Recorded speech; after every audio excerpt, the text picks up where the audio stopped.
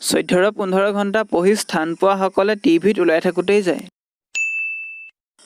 বাকী first, second, third division পোৱা সকলৰ ঘৰতহে আচল পাৰ্টিটো চলি থাকে।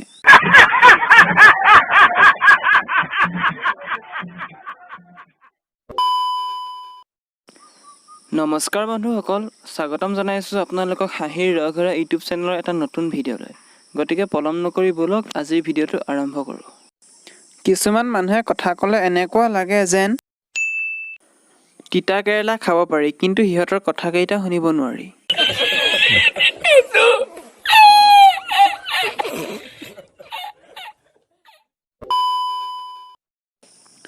এটা নেমুৰ দাম 2 টকা, 100টা নেমুৰ দাম 200 টকা। কিন্তু 100 নেমুযুক্ত ভীমবাৰ 5 টকা কেনেকৈ হ'ল?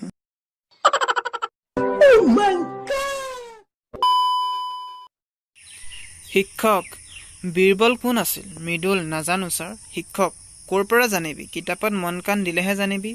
বীৰবল আকবৰৰ ৰাজসভাৰ সভাসদ আছিল। মৃদুল, ছাৰ বিশ্ব, ৰাহুল আৰু সুৰেশক চিনি পায়নে? শিক্ষক, মই নাপাওঁ। কোন সিহঁত? মৃদুল, কেনেকৈ পাব? নিজৰ জীয়ৰীৰ ওপৰত মন কাণ দিলেহে চিনি পাব। এই তিনিওটা আপোনাৰ ছোৱালীৰ প্ৰেমিক।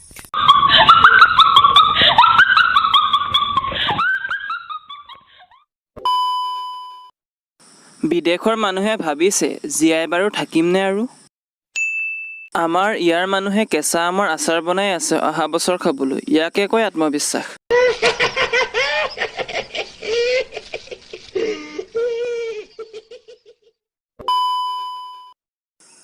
সৌ দূৰ আকাশলৈ মই উৰি গুচি যাম আৰু তাৰ পৰাই এক্সৰ মূৰত মুতি দিম।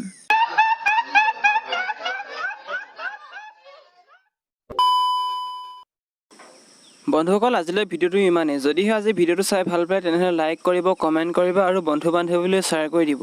আৰু লগতে ছাবস্ক্ৰাইব কৰি কাষত থকা ঘণ্টাটো দবাই অল অপশ্যনত প্ৰেছ কৰি দিব।